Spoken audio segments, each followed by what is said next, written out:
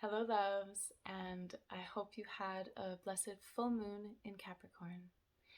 So, I'm here to present the tarot archetypes related to the Capricorn energy today. To really help with the integration of whatever it is that came up for you in this Capricorn full moon, as the full moon is the time that illuminates everything and everything comes to the surface, and we really get to shine a light on what it is that we are being called to look at in this point in the lunar cycle. We planted seeds at the new moon, and now we're going to see what those seeds gave. And so there are two tarot archetypes related to the Capricorn energy. Firstly, related to the sign of Capricorn is the devil. And the second one related to Capricorn energy, but the ruling planet of Capricorn being Saturn, so related to Saturn energy, is the universe in my deck, and in other decks known as the world. So we're going to talk about how that plays into the energies that are here right now. But first, a little word on Capricorn. So Capricorn is an earth sign. Capricorn is known as the father.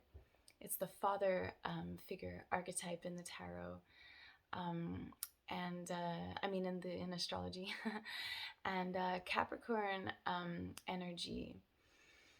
It's really about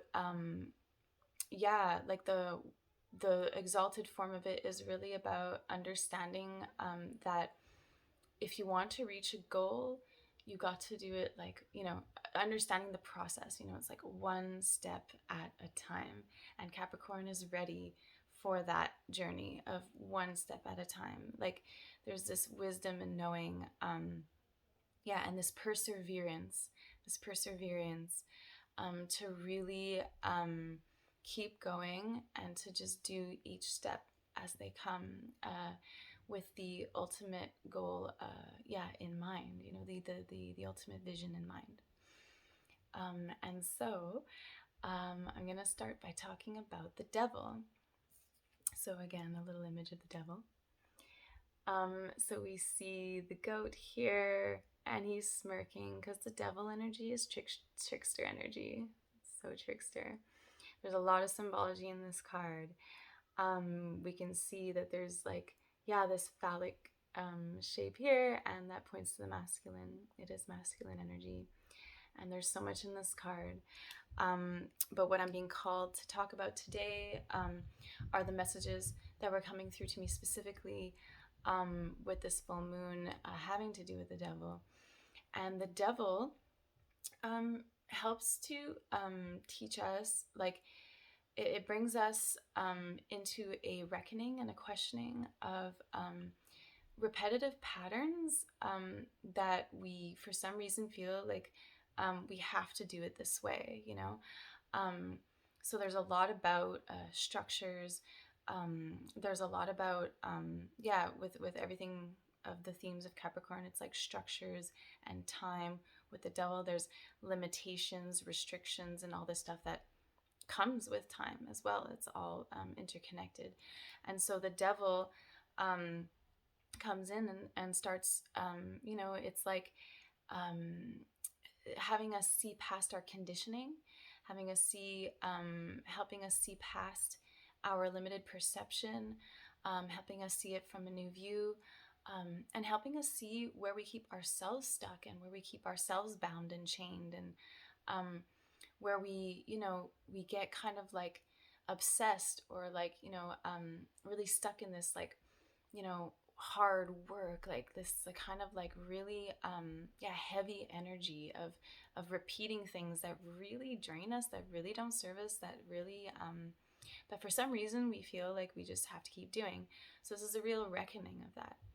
And the theme that was actually coming up for me, as an example around that, is this thing about rushing. It's like I know for most of my life I felt in a rush. I felt always the next thing,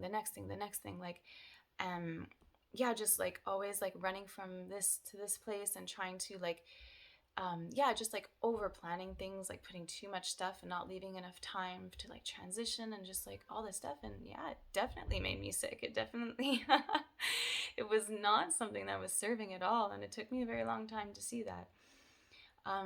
But then, yeah, recently I really came to this point with this rushing thing.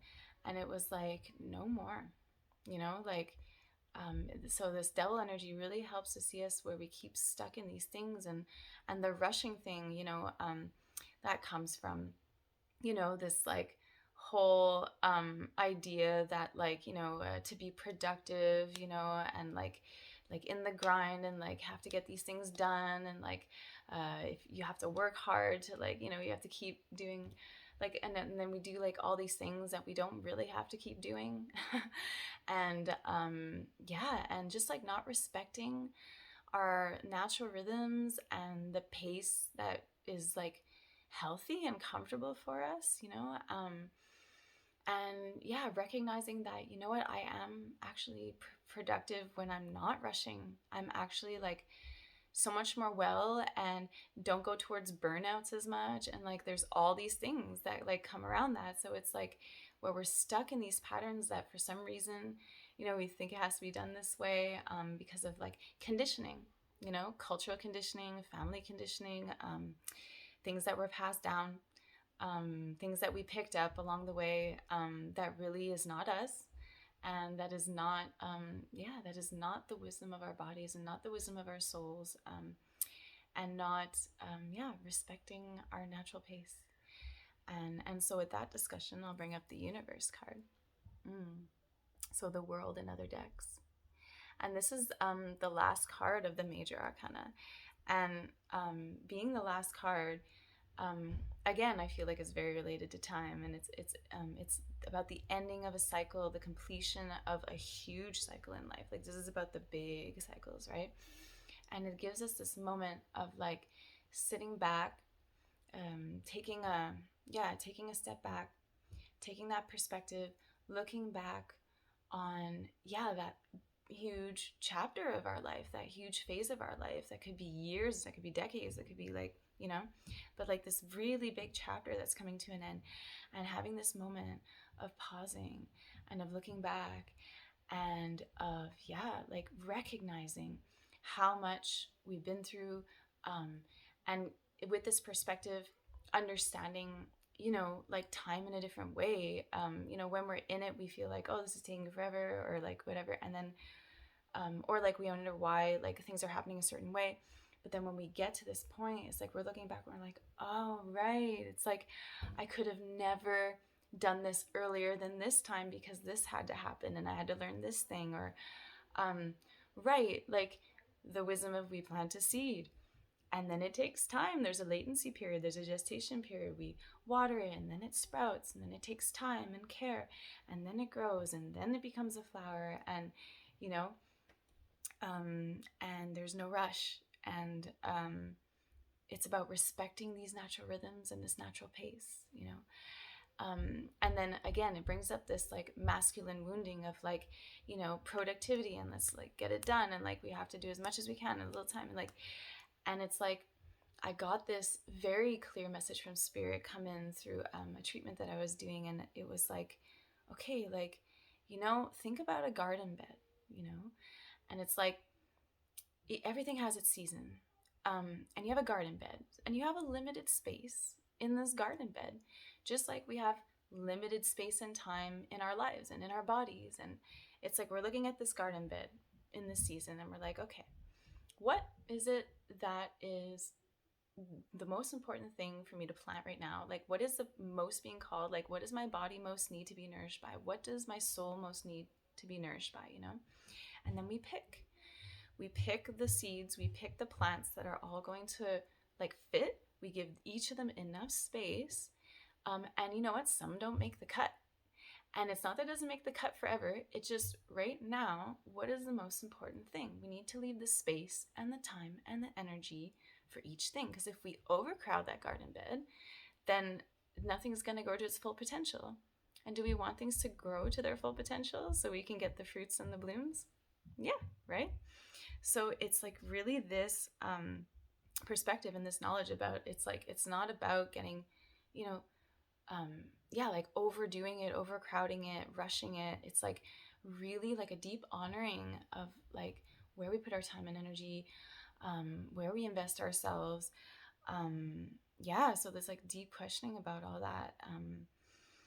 And this deep understanding about the wisdom of not imposing, yeah, like, so this wounded masculine, not imposing structures, not imposing things that are not supporting the natural rhythm and cycles. So like the masculine is here as a support for the feminine, right? It's like we're looking at supportive structures that help the feminine to yeah, come to its full bloom, come to its full fruit, to feel open and spacious and free, so that creativity can flow through and life can flow through, and we can actually enjoy our lives, and we can actually, yeah, breathe, you know, like breathe and just be, you know. And so yeah, these were some of the really strong messages that were coming through for this full moon in Capricorn. It took me a couple days to come on and make this video because there was a lot of integration. Yeah, a lot of integration time, really hard hitting with the masculine, with the wounded masculine, doing a lot of healing with that. So whoever is out there and feeling this, I feel you. I feel you. And so, yeah, just gonna listen to see if there's, yeah, one more thing that wants to come through. Yeah. Yeah, there was this one other message that was coming through in this time. And yeah, it has to do with how we believe things should look, you know, um, and not getting caught in that illusion. So again, like it's devil work. So not imposing how we believe something should look or be, but rather bringing our attention and intention back to the roots and back to the seeds and back to the, yeah, the value. And I like to call them like the pillars, right? And so as I've mentioned in videos before, and yeah, it's very like, it's also linked to the Sagittarius energy. I remember mentioning that in the Sagittarius, but this message is coming through again. And so it's really like, so I have this pillar of trust, you know, and of trust and of truth.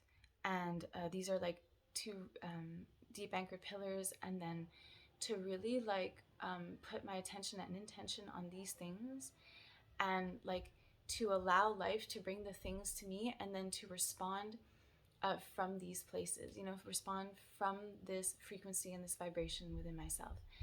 And then, yeah, it was very clear that, you know, we get caught in this like kind of illusion of like how we believe things should play out, how we believe things should look, but rather to bring it back into ourselves and understand that like the found it's like we don't have control over all these things, you know. And as long as we stay on our axis, you know, we stay on those, in those frequencies, and we go towards life in these ways, and we respond in each situation in these ways, then it's going to continue to build our life in these ways. Like I've been on the truth pillar for a long time now, and I've witnessed my life radically transform. And I was at a place in my life at some point where I looked around and I'm like, I don't see me anywhere. You know, it wasn't true. It wasn't truly me. And now I'm at a point where I'm looking around and I'm like, yeah, I see me everywhere. So like anchoring into truth, I don't know how that would, I didn't know how it was going to look, but I know how it's going to feel. And it's going to feel true, right? It's going to feel true to me. So these are the messages that wanted to be shared today. If any of this resonates, please, yeah, leave a comment below, like this video, connect with me on Facebook and Instagram, and pass it on to anyone who you think would benefit from these messages and this integration video. So yeah, and I'm also open to receiving for a deep dive tarot reading with you online. So you can message me in through Instagram or through Facebook to set that up. I love using these archetypes. It's very powerful work when we learn to work with the energies, when we learn to work with what is there in our lives. It really helps us to regain our power and regain our sovereignty, and be creative and step into joy. Step into joy. So love you so much. Take care, and I'll talk to you really soon.